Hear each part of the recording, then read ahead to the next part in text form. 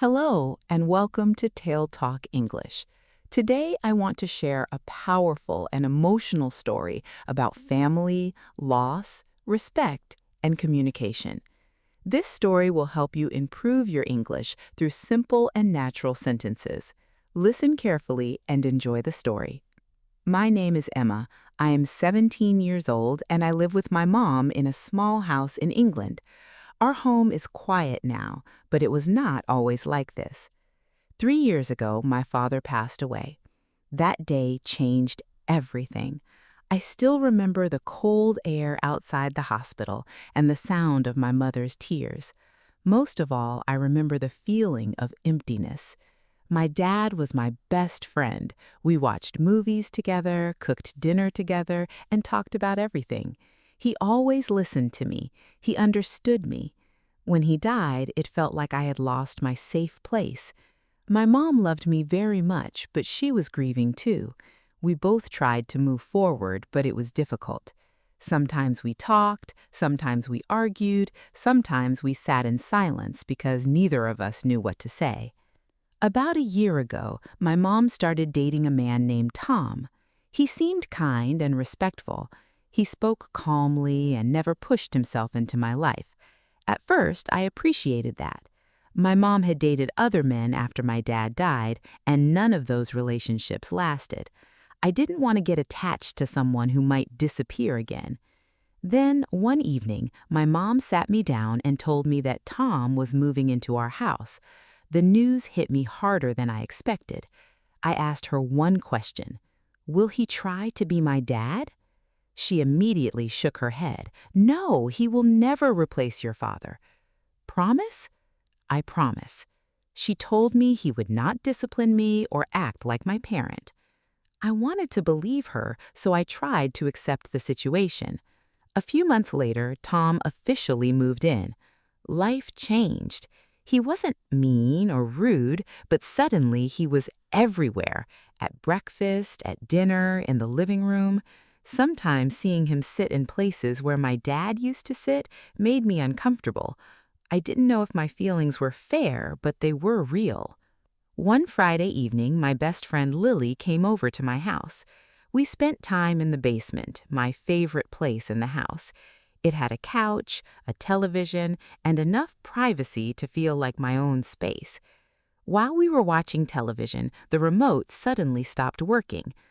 "I think the batteries are dead," I said. "Do you have extras?" Lily asked. I shrugged. "I don't know where they are." "I'll ask your mom." "Okay." Lily went upstairs and returned a few minutes later with new batteries. We replaced them, fixed the remote, and continued our evening. It seemed like a completely unimportant moment. The next morning, I sat at the kitchen table eating cereal when Tom walked into the room. He looked serious. Without saying good morning, he placed 2 batteries on the table in front of me. "Why are you giving me these?" I asked. "To prove a point," he said. I stared at him, confused. He explained that Lily had gone upstairs to ask for batteries instead of me doing it myself. "You could have handled it yourself." "The remote stopped working," I replied. "I didn't know where the batteries were." "You could have checked." His tone felt sharp and critical. At that moment, my mom entered the kitchen. After hearing the situation, she said something that surprised me. "You could have gone upstairs yourself." I felt hurt immediately. It wasn't really about the batteries anymore. It was about the way Tom was speaking to me and the fact that my mom seemed to agree with him. Tom continued explaining why he thought I should have handled the problem differently. The more he talked, the smaller I felt. Finally, he walked away. I sat there staring at my cereal. My mom sighed. "He's just trying to help." That made me angry. "That didn't feel like help," I said. My mom told me I was making the situation bigger than it was. Then I said the words that had been building inside me all morning. "He's not my dad." The room went silent. I stood up and left. In my bedroom, I sat on my bed trying to calm down. I kept replaying the conversation in my head. Maybe I could have checked the batteries. Maybe Tom was technically right, but that wasn't the point. The point was how he spoke to me. The point was the promise my mother had made.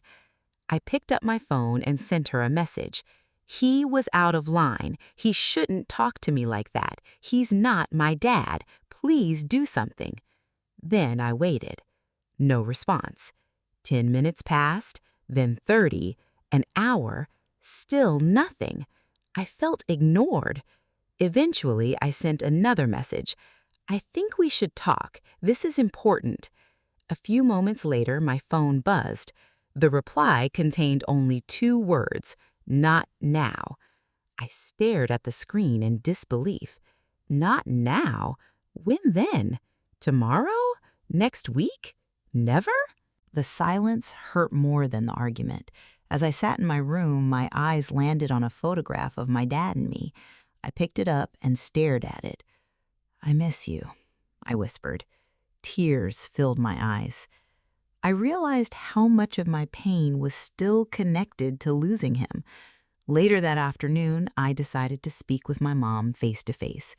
When I walked into the living room, she and Tom were sitting together on the couch. "Can we talk?" I asked.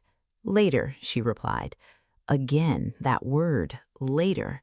Something inside me broke. "I just want you to listen," I said. My voice grew louder. I told her that I felt disrespected and that it seemed like Tom was acting like a parent. "You promised me he wouldn't do that." The room became silent. Finally, my mom spoke. "I did promise that." I waited.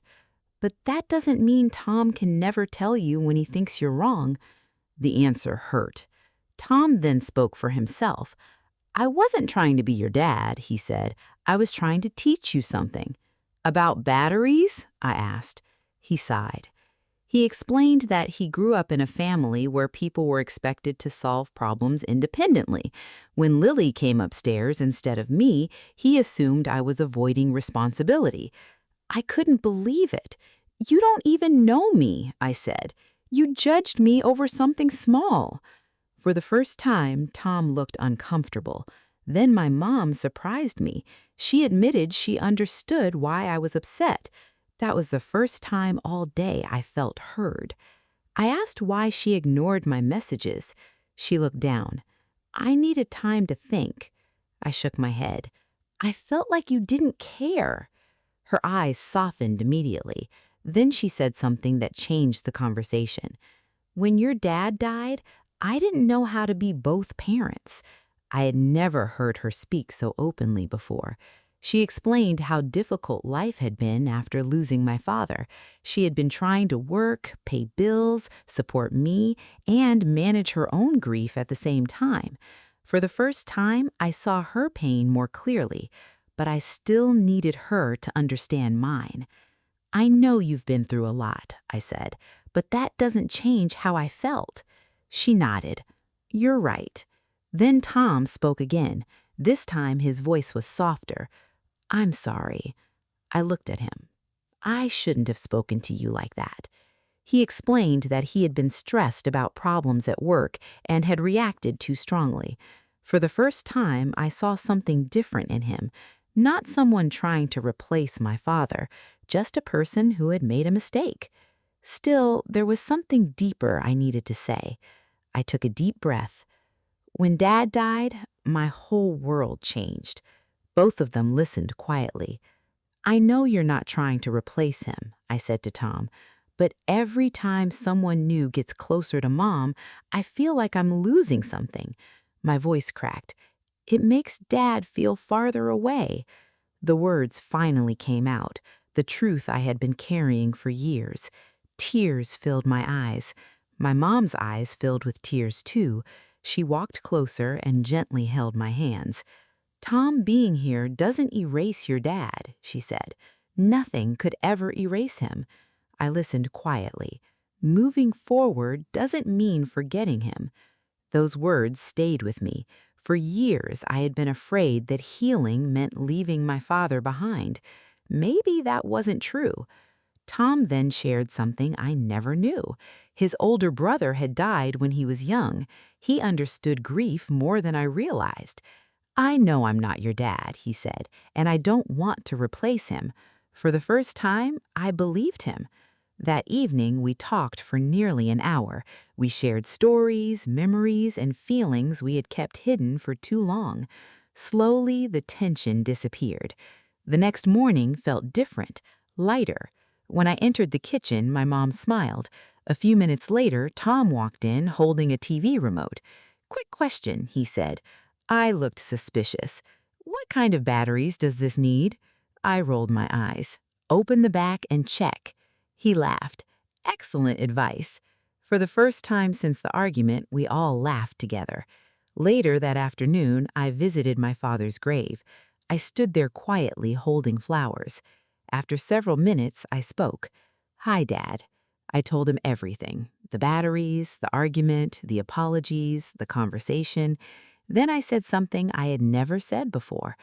"I'm trying to move forward." The words felt strange, but they also felt right. I finally understood something important. Moving forward does not mean forgetting. You can miss someone every day and still continue living your life. You can carry their memory with you while making room for new people and new experiences. When I returned home that evening, my mom was cooking dinner and Tom was setting the table.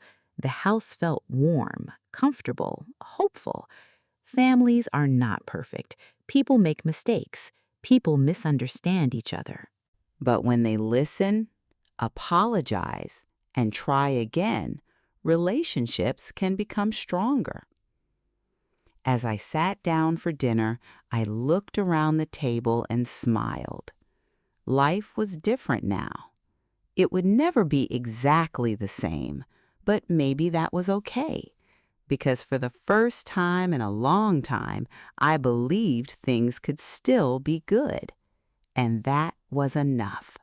Thank you again for spending your time here with me. Take care of yourself, keep practicing English every day, and see you next time in another Tale Talk English.